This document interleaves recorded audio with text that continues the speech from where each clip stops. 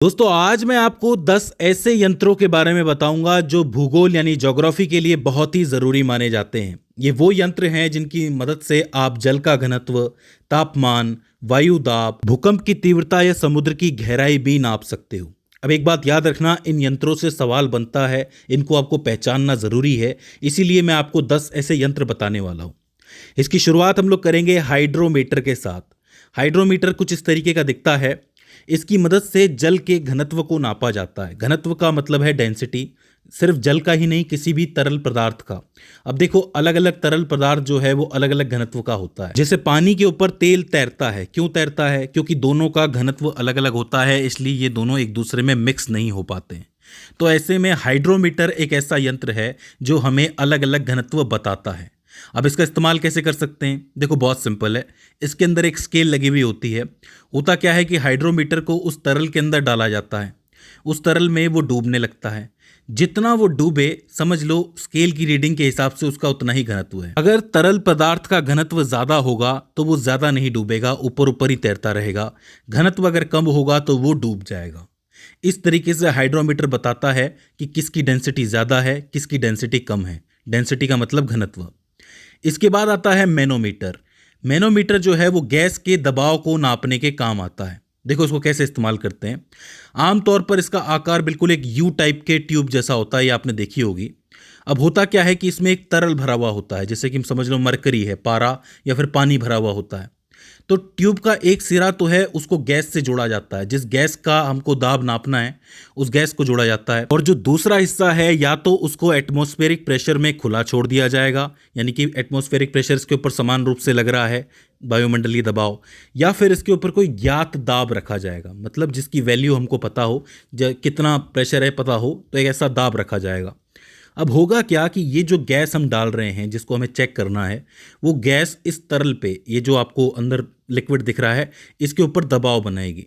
जितना ज़्यादा ये दबाव बनाएगी, उधर वाला हिस्सा उतना ज़्यादा उठेगा।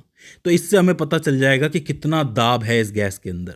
अब हर गैस अलग अलग दाब पे होती है, तो हर गैस का परिणाम अलग अलग आएगा।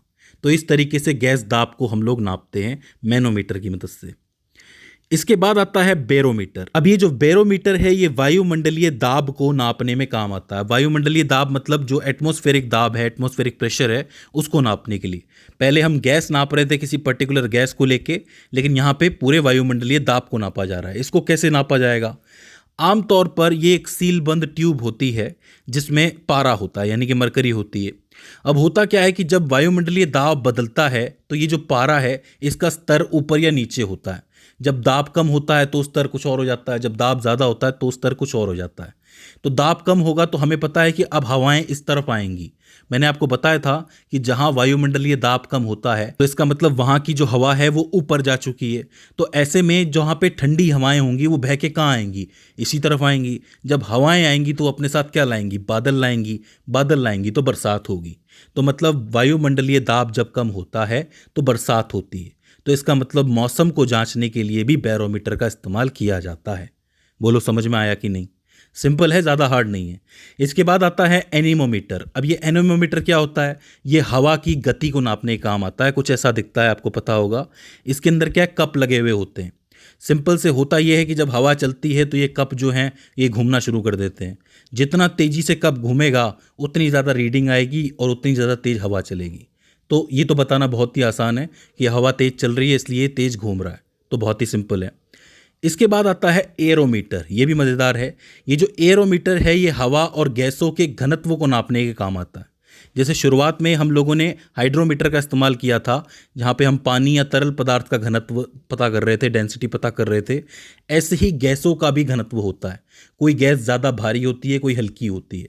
तो ये कैसे पता चलेगा? इसका भी बिल्कुल वैसा ही प्रोसेस है जैसा हाइड्रोमीटर का था कि आप एरोमीटर को उस गैस के संपर्क में लाओगे। अगर उसका दाब ज़्यादा होगा तो ये उस हिसाब से प्रतिक्रिया करेगा, अगर दाब कम होगा तो ये उस हिसाब से प्रतिक्रिया करेगा। तो भारी गैस और हल्की गैस का यही फ़र्क है। अगर मैं आपसे पूछूं कि कार्बन डाइऑक्साइड और हीलियम में से भारी गैस कौन है, तो आप बता दोगे कार्बन डाइऑक्साइड है, क्योंकि वो नीचे रहती है। हीलियम तो गर्म गैस होती है तो वो हल्की होती है, गुब्बारों में भरी जाती है तो वो ऊपर चली जाती है। इस तरीके से भारी और हल्की गैसों के अंदर आप फ़र्क कर सकते हो। तो ये एरोमीटर हो जाता है। इसके बाद आता है आपका हाइग्रोमीटर। ये हाइग्रोमीटर क्या बताता है कि ये जो हवा आपके आसपास फैली हुई है उसमें कितनी नमी है, उमस जिसको आप कहते हो, आर्द्रता, ह्यूमिडिटी, इसको कैसे पता करेंगे? तो देखो, हाइग्रोमीटर कई तरीके के होते हैं। एक तो पुराने टाइप का हाइग्रोमीटर होता है और एक डिजिटल हाइग्रोमीटर जो आजकल चल रहा है। सिंपल भाषा में समझो तो इसके अंदर एक सिंथेटिक फाइबर का बाल होता है, मतलब बाल की तरह बिल्कुल पतला होता है ये। अब होता ये है कि जहां पर नमी ज़्यादा होती है या कम होती है, उस हिसाब से ये जो फाइबर है ये सिकुड़ जाता है या फैल जाता है। तो ऐसे में पता चल जाता है कि कहाँ नमी ज़्यादा है, तो वो सुई बता देती है। ये तो पुराने वाले में बता रहा हूँ। आज के टाइम पे तो डिजिटल का इस्तेमाल किया जाता है, इलेक्ट्रॉनिक सिग्नल का इस्तेमाल किया जाता है कि कितनी नमी बाहर फैली हुई है। तो इस तरीके से हाइग्रोमीटर का आप इस्तेमाल करते हो किसी भी नमी को पता करने के लिए। इसके बाद आता है आपका थर्मामीटर। अब ये तो आपको पता ही है कि आज नए टाइप के थर्मामीटर हैं जो इलेक्ट्रॉनिक सिग्नल का इस्तेमाल करते हैं, लेकिन पहले पुराने टाइप के होते थे जिसमें थर्मामीटर के अंदर या तो पारा भरा होता था या एल्कोहल भरा होता था। अब होता क्या है कि जब आप थर्मोमीटर लगाते हो और मान लो कि आपको बुखार है, तापमान ज़्यादा है, जब तापमान ज़्यादा होता है तो मरकरी या फिर एल्कोहल फैलने लगता है। फैलता है तो वो ऊपर जाता है। आपने देखा होगा ऐसे टेम्परेचर ऊपर जाते हुए, तो इसका मतलब मरकरी फैल रहा है, तो मतलब आपका तापमान ज़्यादा है, आपको बुखार है। वहीं अगर जैसे ही तापमान कम होता है तो मरकरी सिकुड़ने लगता है, एल्कोहल भी सिकुड़ने लगता है, तो पारा अपने आप ही नीचे आ जाता है। हम कहते हैं ना कि इसका पारा चढ़ा हुआ है, मतलब इसको बुखार आया हुआ है या फिर इसको गुस्सा आया हुआ है। वो तो गुस्से के लिए तो हम यूं ही कहते हैं, हम कहते हैं कि गर्म हो रहा है, पारा चढ़ा हुआ है। तो इस तरीके से थर्मामीटर का इस्तेमाल करते हैं। इसके बाद आता है आपका सिस्मोग्राफ। सिस्मोग्राफ जो है वो भूकंप के लिए इस्तेमाल किया जाता है, भूकंप के झटकों को नापने के लिए। साधारण भाषा में होता क्या है कि ये एक भारी द्रव्यमान होता है, एक पेंडुलम टाइप होता है। ये जो है एक स्प्रिंग से लटका हुआ होता है। जब जमीन हिलती है तो पेंडुलम अपनी जड़ता के साथ स्थिर रहने की कोशिश करता है। वहीं जो इसका बाकी का सिस्टम है वो भूकंप की वजह से हिलने लगता है। तो ऐसे में एक पेन की मदद से इसकी तीव्रता नोट कर ली जाती है कि कितनी तीव्रता है। तो सापेक्ष गति चल रही है, पेंडुलम जो है वो बिल्कुल हिल नहीं रहा है, पूरा सिस्टम हिल रहा है। तो ऐसे में पेन जो है वो पता लगा लेगा कि किस गति के साथ या फिर किस तीव्रता के साथ भूकंप आया है। बोलो समझ में आया कि नहीं? सिस्मोग्राफ इस तरीके से काम करता है। इसके बाद आता है आपका पायरोमीटर। अब ये पायरोमीटर जो है वो बहुत अधिक तापमान को पता करने में काम आता है। तापमान तो आप थर्मामीटर से भी पता कर सकते हो, लेकिन ये जो तापमान होता है इसको आप छू भी नहीं सकते हो। बहुत गर्म होता है ना, जैसे जलता हुआ बिल्कुल चूल्हा ही हो गया, तो वो पता करने के लिए काम आता है। तो इसको कैसे इस्तेमाल करते हैं? देखो, जब भी कोई चीज़ बहुत ज़्यादा जल रही होती है, गर्म हो रही होती है ना, तो उसमें से थर्मल विकिरण बाहर निकलती है। बिल्कुल वैसे ही जैसे हमारा सूर्य है, सूर्य से भी थर्मल विकिरण बाहर निकलती है। तो ये जो पायरोमीटर है ये इन विकिरणों को कैच कर लेता है और उस हिसाब से नाप के बताता है कि इसका तापमान कितना है। अक्सर भट्टियों में पिघलती हुई धातुओं का जो तापमान है उनको नापने के लिए इसका इस्तेमाल किया जाता है। तो बहुत अधिक तापमान की बात हो रही है, बुखार की बात नहीं हो रही है। तो पायरोमीटर को आपको अलग से याद रखना है, थर्मामीटर अलग और पायरोमीटर अलग।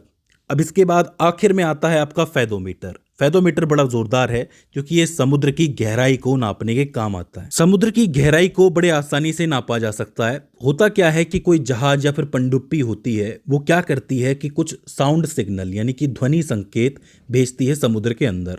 अब हमें पता है कि ध्वनि की एक स्पीड होती है, एक गति होती है, पानी के अंदर ज़्यादा होती है। तो वो जाएगा, फिर जाएगा तो टकरा के वापस भी आएगा, ऑब्वियस सी बात है। तो जब ये सिग्नल टकरा के वापस आता है तो हम क्या करते हैं कि कितने समय में ये गया और कितने समय में आया, टोटल समय पता कर लेते हैं हम लोग। गति हमारे पास है ही, तो गति को समय से मल्टीप्लाई कर दोगे, गुणा कर दोगे, तो आपको सीधा सीधा डिस्टेंस मिल जाएगा, मतलब दूरी मिल जाएगी कि कितनी दूरी तक ये होके आया है। इसी तरीके से पूरे समुद्र के अंदर अलग अलग तल बने हुए हैं। जैसे कि ये जो है समुद्र का सबसे गहरा पॉइंट है जिसको चैलेंजर डीप के नाम से जाना जाता है, प्रशांत महासागर में है, लगभग 10,935 मीटर नीचे है, मतलब 10.9 किलोमीटर नीचे है।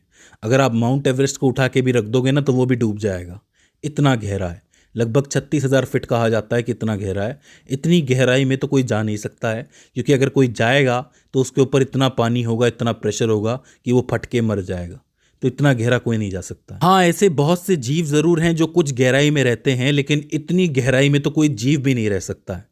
अब अगर कोई विशेष टाइप के जीव वहाँ रहते हों तो पता नहीं है, क्योंकि समुद्र को अभी हमने पूरी तरीके से देखा नहीं है। ऐसा कहा जाता है कि पूरे समुद्र का 95% हिस्सा तो हमने देखा ही नहीं है, सिर्फ 5% हिस्सा देखा है। तो हमें पता नहीं है कि क्या क्या है समुद्र के अंदर। तो दोस्तों ये हो जाते हैं 10 यंत्र जो ज्योग्राफी के लिए बहुत इंपॉर्टेंट माने जाते हैं।